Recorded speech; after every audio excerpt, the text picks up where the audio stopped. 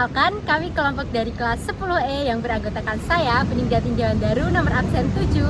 Saya Cinta Isnania, nomor absen 9. Saya Laila Habibah Farhana, nomor absen 22. Saya Natasha Eka Putri, nomor absen 28.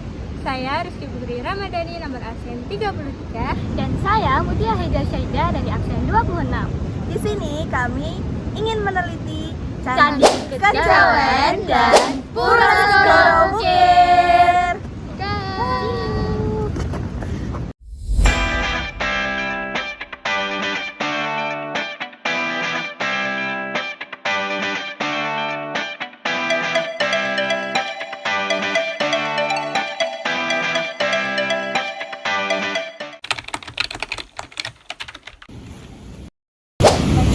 Sebelumnya perkenalkan, kami adalah siswi dari SMA Negeri 1 Wonosari.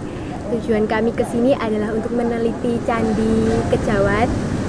Nah, tujuan kami meminta bantuan kepada Bapak untuk menjelaskan situs-situs candi yang ada di sini. Kami mohon bantuannya. Sebelumnya, maaf, nama Bapak, perkenalkan. Nama saya Kader Ismanto, nama paringan Dalem Sultan, Raden Mas Bekus Rakso Kader. Saya salah satu juru kunci Keraton Ngayogyakarta Ningrat yang diberikan tempat atau diberikan tugas oleh Ngarso Dalem untuk menjaga di kawasan Pantai Ngobaran.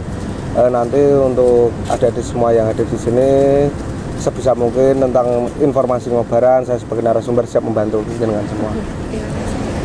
Izin wawancara ya Pak. Iya. Yang pertama itu kami mempunyai pertanyaan, bagaimana asal-usul nama Pantai Ngobaran?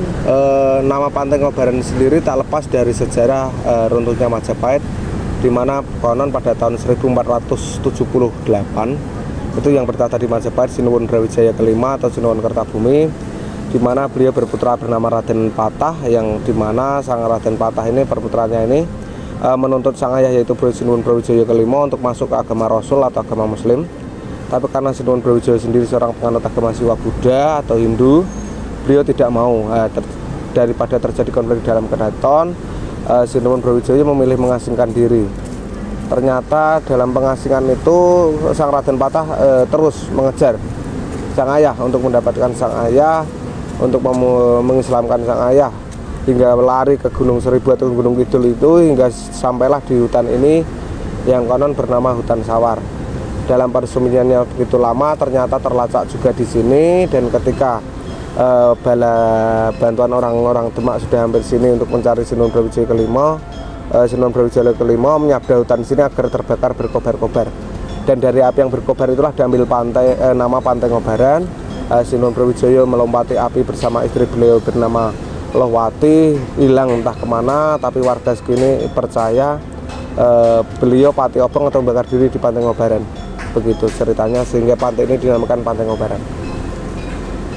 Pertanyaan selanjutnya, kan ini di Pantai Ngobaran kok bisa terdapat banyak tempat-tempat ibadah sama candi seperti ini? Iya, di mana di Ngobaran sendiri sedari dulu memang sudah digunakan oleh umat Hindu Dharma untuk melakukan persembahyangan. Nggak hanya umat Hindu Dharma saja, tapi ada dari berbagai aliran kepercayaan, kejawen dan sebagainya yang melakukan peribadatan di kawasan Ngobaran hingga saat ini.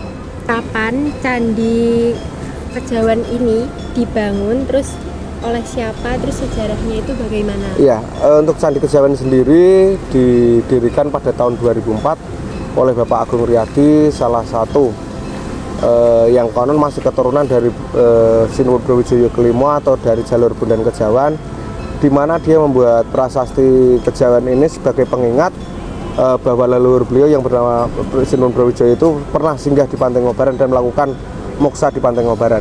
Lalu candi ini tuh fungsinya apa ya Pak di masa lalu? Terus untuk sekarang masih digunakan sebagai tempat ibadah?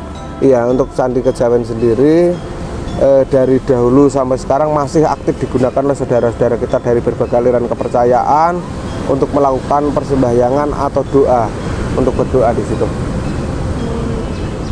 Terus kalau boleh tahu candi-candi di sini itu dikelolanya oleh siapa? Seperti di Candi Kejawen itu dikelola sendiri oleh Bapak Agung Riyadi sendiri selaku pemiliknya dan dibantu oleh warga untuk kebersihannya dan sebagainya. Sedangkan untuk pura sendiri dikelola oleh umat Hindu Dharma Gunung Kidul melalui Parisada Hindu Dharma Kabupaten Gunung Kidul yang diimpon oleh warga-warga sekitar. Terus kan ini kan jadinya agamanya antar masyarakat itu berbeda-beda. Iya. Terus toleransi antar masyarakat itu dalam mereka bermasyarakat dalam menghadapi perbedaan agama itu di sini apakah terjalin dengan baik atau bagaimana? Iya, di kawasan Ngobaran sendiri ada 3 titik tempat ibadah, yaitu Pura untuk umat Hindu, kemudian Prasasti Kejawen untuk saudara kita dari berbagai aliran kepercayaan, kemudian yang sebelah titik barat ada masjid, di mana hingga saat ini toleransi keberagaman masih terjaga, di mana kita lihat ketika ada upacara-upacara besar di mana warga sekitar yang mayoritas muslim sering membantu kegiatan umat Hindu Dharma dalam melakukan upacara-upacara, persiapan upacara-upacara. Selanjutnya kalau di sini itu ada prasasti di Candi Kejawen. Itu kalau boleh tahu apa aja prasasti yang peninggalannya yang berada di Candi Kejawen? Di mana di Prasasti Kejawen sendiri ada titik di mana di situ dituliskan tentang riwayat sejarah para leluhur yang ada di Ngobaran. Terus kan kalau kami lihat itu ada tokoh wayang yang terdapat di Candi Ngobaran ini. Nah, itu melambangkan apa ya, Pak? Untuk tokoh-tokoh wayang yang ada di Prasasti Kejawen di situ melambangkan Hastabrata. Hastabrata sendiri melambangkan sifat seorang pemimpin, di mana seorang pemimpin itu harus memiliki sifat Hastabrata, yaitu 8 sifat dewa, yaitu welas asih, bijaksana, arif, jujur dan sebagainya. Lalu kalau sejarah Pura Wukir ada di sini, terus kegiatannya apa saja? Iya, untuk Pura Segara Wukir sendiri didirikan pada tahun 2005, di mana Pura Segara Wukir sendiri digunakan umat Hindu Dharma untuk melakukan persembahyangan seperti Purnam Tilam, kemudian upacara-upacara besar seperti Galungan, Melasti dan sebagainya, di mana Melasti sendiri dilakukan oleh umat Hindu Dharma yang ada di Gunung Kidul dan Yogyakarta, yang setiap tahunnya diikuti kurang lebih sekitar 2000 umat Hindu.